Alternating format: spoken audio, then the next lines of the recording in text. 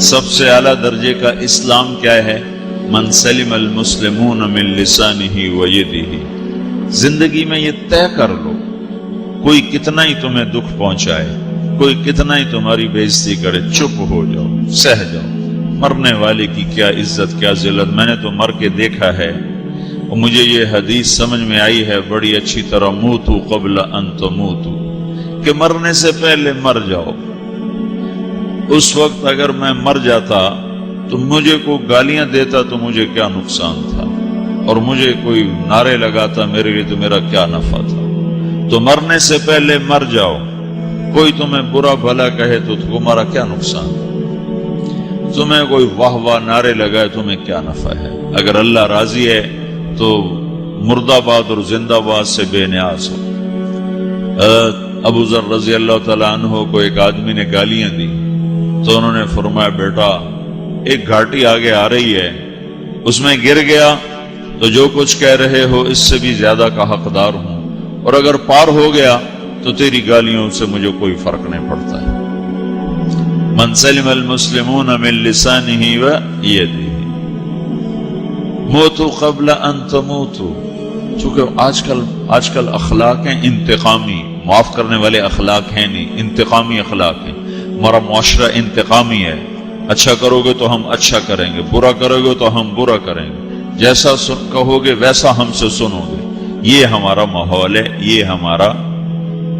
ایک ماں کہہ رہی تھی دوسری ماں کو، میرے پترا کدی کسی نے واسطے سلام نہیں کیتا، بڑے فخر سے کہہ رہی ہے، ہمارے اپنے گاؤں کی بدوا، میرے پترا کدی نہیں کسی نے واسطے سلام کیتا، مائی جڑا کرے انہوں کریں دیں، جڑا نہ کرے انہوں پوچھ دے ہی کوئی نہیں۔ یہ وہ فخر سے کہہ رہی۔ جو سب سے بڑا عیب ہے وہ سب سے بڑا فخر بنا ہو۔ میرے پتروں کدی نہیں کسی نے واسطے سلام کیتا۔ جب ماں باپ نے یہ سبق دیا تو اولاد کا کیا قصور ہے؟ ہمارا معاشرہ انتقامی ہے، ایک کی 10 سنانے کا ماحول ہے، تو آپ 100 کی ایک بھی نہ سناؤ۔ احنف بن قیس رضی اللہ تعالیٰ عنہ پہ ایک آدمی نے چڑھائی کر کہنے لگا ایک سناؤ گے نا تو 10 سنو گے میری طرف سے۔ تو احنف بن قیس کہنے لگے بھائی تو مجھے 100 بھی سنائے گا نا تو میری طرف سے ایک بھی تو نہیں سنے گا۔ ایک آدمی ان کی بڑی بےزتی کر رہا تھا اور وہ چل رہے تھے اور وہ 100 گالیاں بک رہا ہے۔ جب آ گیا نا قریب شہر تو کہنے لگے دیکھا میرا قبیلہ یہاں رہتا ہے، اگر کسی نے سن لیا نا تو تیری بڑی دھلائی کر دے گا، تو نے جو مجھے گالیاں دینی میں کھڑا ہوں یہیں تو دے لے، تو اپنا سارا زور پورا کر لے تاکہ آگے تجھے کوئی تکلیف نہ پہنچا دے میری وجہ سے۔ تو وہ پاؤں پہ گر کے معافی مانگنے لگا کہ واقعی تو بڑے حلم والا۔ وہ مشہور تھے اپنے حلم میں، بردباری، اور لوگ ان کا امتحان لینے آیا کرتے تھے کہ بھئی کوئی ہے جو احنف کو غصہ دلا دے، تو لوگ ناکام ہو جاتے تھے، ان کو غصہ نہیں آتا۔ ایسے ایک عرب سردار گزرا معن بن زائدہ، وہ بھی اپنے حلم میں بڑے مشہور تھے۔ ایک دفعہ لوگوں میں شرط لگ گئی کہ کوئی ہے معن بن زائدہ کو غصہ دلائے تو ہم اس کو انعام دیں گے۔ تو ایک شاعر نے کہا میں غصہ دلاتا ہوں، تم دیکھنا ایسے سیخ پا ہو جائے گا جیسے جانور۔ تو وہ چلا گیا اس کی مجلس میں، دربار لگا، عرب سردار تھا بہت بڑا، دربار لگا ہوا، تو کہتا السلام علیکم، وعلیکم السلام۔ تو معن بن زائدہ پر ایک دور بڑے فخر کا گزرا تھا، پھر اللہ نے اس کو بہت بڑی سرداری دی، بنو عباس کا بہت بڑا یہ وزیر گورنر تھا۔ تو کہتا اتذکر اذ لحافک جلد شاۃ واذ نعلاک من جلد البعیر، کہوں بھائی تو یہ یاد ہے جب تیرا بستر بکری کی کھال تھا اور تیرے جوتے اونٹ کی کھال کے تھے؟ تو کہنے لگا کیوں نہیں یاد، بھلا کوئی ماضی بھی بھولتا ہے؟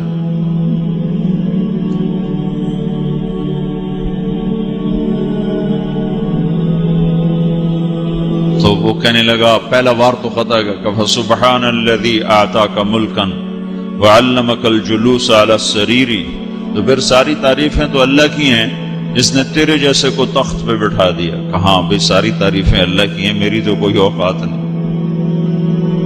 تو کہنے لگا سأرحل عن دیار انت فیہا وان جار الزمان علی الفقیر، جہاں تیرے جیسا حکمران ہو وہاں مجھے رہنا گوارا ہی نہیں ہے، میں یہاں سے چھوڑ کے نکل جاؤں گا چاہے کتنی تکلیف اٹھاؤں۔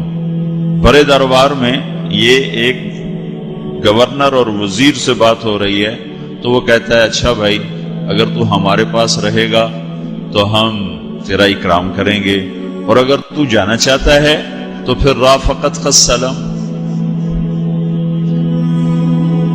تو یہ بار بھی خالی گیا تو کہنے لگا فجد لی ابن ناقصۃ بمال۔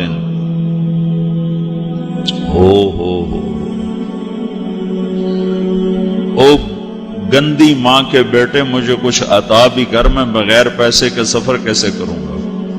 عرب کو کسی کو بھی ماں کی گالی دے دینا پھر عرب سردار ہو۔ فجد لی ابن ناقصۃ بمال، بری ماں کے بیٹے مجھے کچھ پیسے بھی دے، میں نے جانا ہے۔ میں کہا بھائی اس کو 3000 دے دیا جائے۔ اللہ، تو کہنے لگا قلیل ما آتیتنی وانی لأطمع منک فی الکثیر، یہ تو بہت تھوڑا تو نے دیا ہے، مجھے اور دے۔ کہا اچھا بھائی 3000 اور دے دو۔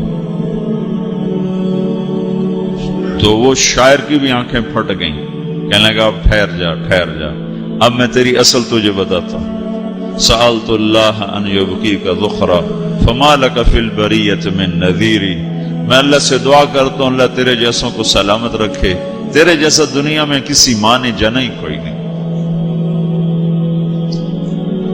فمنک الجود والافضال حقا وفضل یدیک کالبحر الغزیر، تو ہی سخی ہے، تو ہی کریم ہے، اور سمندر بھی تیری سخاوت کے آگے کچھ نہیں ہے۔ تو نے کہا اچھا بھائی تو نے ہماری برائی کی، ہم نے تمہیں 6000 دیے، اب تو نے ہماری تعریف کی، اب 10,000 اور دے دو اس کو۔ باتیں ہی رہ گئیں، باتیں ہی رہ گئیں۔ کہاں سے لائیں ایسے لوگ؟ ہمارا معاشرہ انتقامی ہے، بدلہ لینے کا ہے، بدلہ لینے کا۔ تو میرے ساتھ کیا میں نے بھی کرنا ہے۔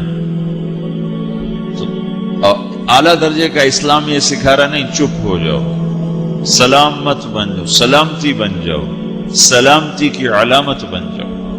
من سلم المسلمون من لسانہ ویدہ۔ اب وہ سوال کرتا ہے یا رسول اللہ ای الایمان افضل، سب سے اعلیٰ درجے کا ایمان کیا ہے؟ اسلام کیا ہے؟ کلمہ، نماز، روزہ، حج، زکات۔ اعلیٰ درجے کا اسلام کیا ہے؟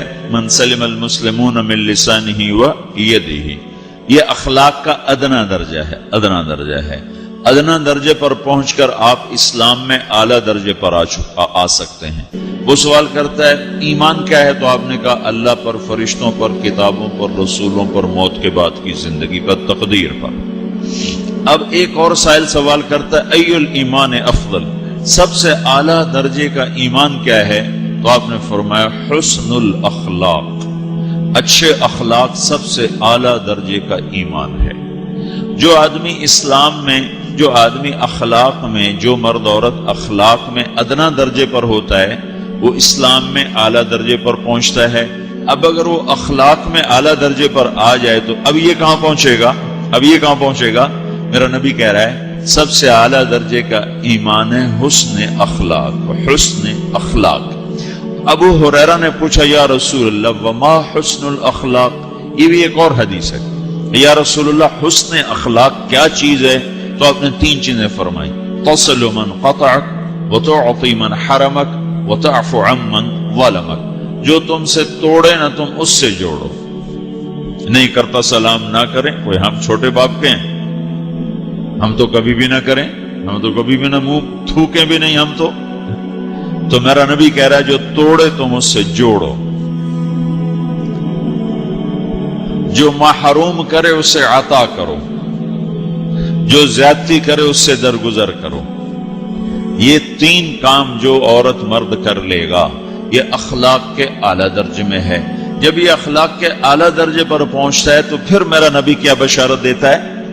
ادنا درجے پر پہنچ کر تو اعلیٰ مسلمان کی بشارت ہے، اور اخلاق میں اعلیٰ درجے پر پہنچ کر میرا نبی کہتا ہے کاد الحلیم ان یکون نبیا، اعلیٰ اخلاق والا بس نبی بنتے بنتے رہ جاتا ہے۔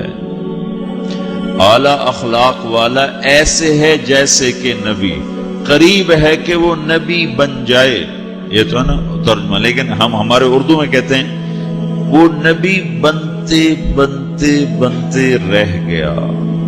کیا مطلب؟ کہ اس میں اور نبی میں صرف نبوت کا فرق رہ جاتا ہے، باقی وہ سب کچھ حاصل کر لیتا ہے۔ تو یہ سارے دین کا میں نے آپ کو خلاصہ بتایا ہے کہ میری آپ کی ضرورت ہے کہ میرا اسلام اعلیٰ درجے کا ہو، من سلم المسلمون من لسانہ و یدہ، میرا ایمان اعلیٰ درجے کا ہو، اعلیٰ درجے کا ہو۔